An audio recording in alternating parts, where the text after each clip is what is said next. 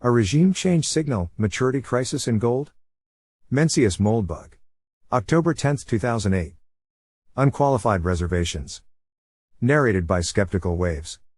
A regime change signal, maturity crisis in gold? As I said the other day, I support Barack Obama in the upcoming election. In fact, at this point I'd like to see John McCain suspend his campaign in the name of national unity. This means that, like many Americans today, I hope for change. And there's no change like regime change.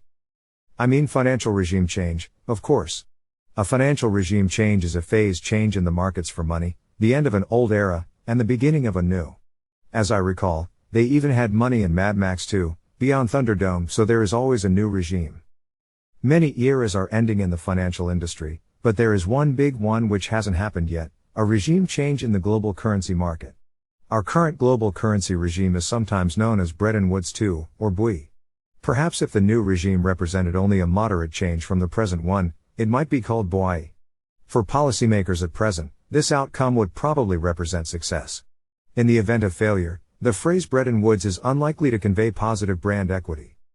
No one really loves BWI. Since the term was coined, economists have made a parlor game of predicting its demise. BWI is not an architecture, it's a system of stable disequilibria. Saying BWI is coming to an end is like saying that in the future, California will experience a large earthquake. A more interesting question is, if there is a market signal, i.e., a price series, a number, a chart, that looks like the end of BWI, what might it look like? By definition, the end of BWI is the end of the world as we know it. So we are, essentially, looking for an end of the world signal. I am not an economic determinist, so I cannot go so far as to actually predict the end of the world. For one thing, all outcomes are contingent on official action. There are plenty of ways to stop this crisis instantly in its tracks, although most of them are not politically conceivable. At present, politics is not in any sense predictable. Did anyone watch Hank Paulson's speech on Wednesday? Including the conda? You can see it here. Frankly, Bruno Ganz's downfall is mostly more self-possessed. The kindest thing you can say about Secretary Paulson is that he came across as if he hadn't slept in 3 days, and at worst I was reminded of Ed Muskie and his notorious Ibogaine moment. Does Fort Knox come with an evidence locker? Even the frame rate on the WMV clip is weird and twitchy, as if Treasury's IT farm is feeling the heat. However, we are now seeing a signal in the wild that, if it means what I think it means, could well be a predictor of global financial regime change. This signal is not one of your common or headline statistics. It is not a first-line number or a second-line number or even a third-line number. It is not printed in any newspaper. Nonetheless, you can find it with one click. But before we say what the signal is, let's say what it should look like. What we are looking for is a phase change between one equilibrium, which is the equilibrium we have now, and another equilibrium, which is the equilibrium which has Tina Turner, bad hair, and lots of crossbows. From the standpoint of a modeling philosophy which assumes a single equilibrium, such a phase change looks like an indefinite sigma departure from the original price regime. There are all kinds of such departures in the markets today. Perhaps the most notorious is the TED spread, whose recent history looks like this. See original document for figure here. Although this signal is very ominous, it is not our candidate. Note that if you graph the inverse of one of these she's gonna blow signals, it assumes the other appearance of an equilibrium transition signal, the plateau that suddenly turns into a cliff. A lot of the prices of mortgage securities have this plateau cliff shape. Nassim Taleb has described these indefinite sigma departures as black swans. This essay of Taleb's is required reading. While an equilibrium transition is not the only kind of black swan in the world, it is the bird that seems to be causing the problems we have now. Here at we think we know what this latest black swan is, a maturity transformation crisis. AKA, a bank run. The previous essay is required reading to understand the rest of this one. If you're skeptical or even if you aren't, please also read the discussion at Arnold Kling's. Here is the scary signal. See original document for figure here. Again, if this isn't an indefinite sigma departure, I don't know what is. But what is this signal? What are these funny lines, anyway? This is a gold lease rate basically, an interest rate for borrowing gold. The source is here. Note that if you scroll down to the long-term chart, you see two other spikes, in 1999 and 2001. The 2001 event is 9/11. The 1999 event was the central bank gold agreement. These events turned out to be transient, and they are qualitatively different from the current spike, as we'll see. The current spike is explained, sort of, In this Financial Times story, also syndicated here. What is not explained is the context and the implications. Let me try to fill in the gaps. The world's central banks have about 30,000 tons of official gold reserves. This does not mean they have 30,000 tons of gold in their vaults. No one knows exactly how much gold they have in their vaults. Estimates vary as to the discrepancy, but it is probably somewhere between 2,000 and 10,000 tons. For perspective, annual mining production is about 2,500 tons. The difference is in the form of deposits, loans, swaps, etc., in a word, receivables. Where X is some number between 2,000 and 10,000, the CBs have 30,000 X tons of gold, and X little pieces of paper on which is scribbled "Hey CB, it's okay, I pay you gold." The signatures on said pieces of paper are names of bullion banks. A bullion bank is just like a regular bank, except that it does business in precious metals, not government currencies. In particular, bullion banks profit the same way regular banks do, maturity transformation. In a typical transaction, the deposited gold is sold on the spot market, and the resulting cash is used to finance a long-term investment, typically gold mining, that produces gold. The result is that the bullion bank has short-term liabilities balanced by long-term receivables, both in gold. In particular, bullion banks generally do not expose themselves to fluctuations in the gold price, as they would if they used their deposits to finance dollar-yielding investments. When the ratio of gold to dollars changes, the bank's liabilities and assets change in unison.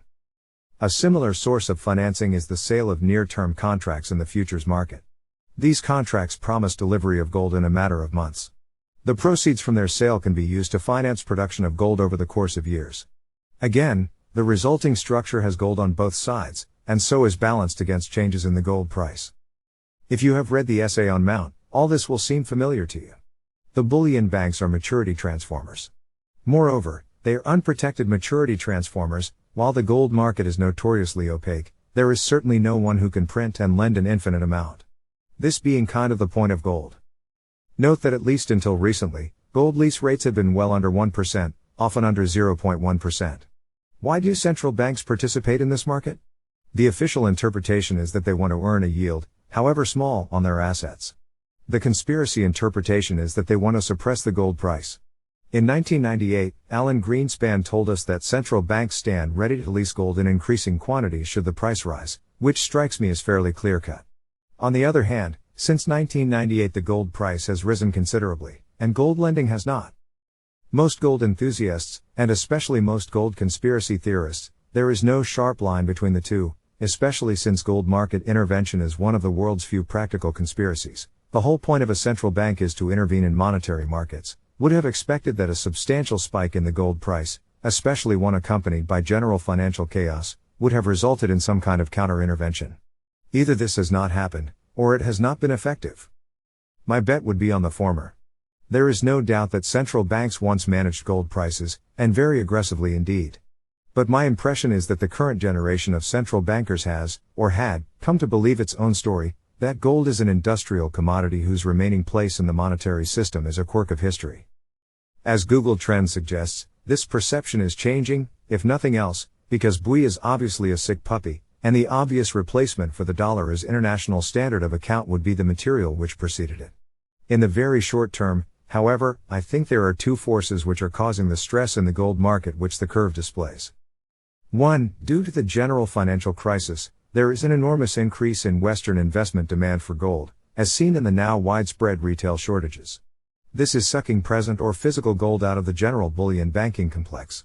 While a shortage of coins, small bars, and other refinery products is distinct from a shortage of metal proper, it certainly can't be said to help. 2. And much more seriously, as the FT article described, the major gold lenders, central banks, are refusing to roll over their loans. They are certainly not ready to lease gold in increasing quantities. If the article is to be believed, and other sources confirm it, they are doing just the opposite. In other words, they are behaving like rational lenders at the beginning of a maturity crisis. Think about this for a moment from the position of a central banker. You work at the Bank of Albonia, let's say in the gold department. Albonia has 100 tons of gold left over from its days as a great colonial power, but these days it is pretty much an external province of the United States. For the last 10 years, your goal has been to earn a maximum rate of return for the Albonian people, be it only 0.1%, on these unproductive assets. You have operated in an environment where it is essentially assumed that major banks, especially major American banks, simply don't fail. Suddenly you realize that major banks, even major American banks, do fail. Moreover, you realize that your vault contains 50 tons of gold, and 50 non-tons of paper reading "Hey CB, it's okay etc." If you don't understand, see this. Moreover, you realize that you have not disclosed this ratio, making its disclosure, by definition, news, especially if the disclosure involves informing the public that the non-tons are non-tons. Moreover, you realize that, being a bureaucrat, your prime directive in life is to not get caught with your pants down, and especially not to go to jail, and really especially not to be torn to pieces by a mob in the street. And kind of the last thing the people of El Bonio want to hear right now is that half their gold reserves have gone up in smoke, thanks to you. Moreover, even if you are not thinking these thoughts, your colleagues around the world are thinking these thoughts. And the logic of the bank run is inescapable. If everyone else is checking out, you want to check out too, and first. Thus, central banks around the world are not leasing gold in increasing quantities. They are hoarding it in increasing quantities. If this maturity crisis continues to develop, there is no guarantee that it either will, or won't. The inevitable result is what a Mr. Georg Keener describes in this helpful CNBC video, a bullion bank default. Mr. Keener appears to be what is generally known as a gnome of Zurich. I am confident that he knows much more about gold than I do, so I will take his guess that a delivery default implies a doubling of price as sound. It sounds conservative to me, though. In a gold maturity crisis, any paper instrument with counterparty risk is unsafe. For example, the price of gold ETF shares, which are backed by 100% metal and have no counterparty risk, may diverge from the price of gold futures, which are essentially claims against bullion banks. It is not possible to predict whether or when this divergence will happen, but it is easy to predict which of the two will go up and which will go down. From the perspective of BUI, the basic problem with a maturity crisis in the gold market is that it has the capacity to produce a substantial spike in the price of gold in dollars, doubling, etc. Any such spike attracts attention to the possibility of a return to gold as a currency.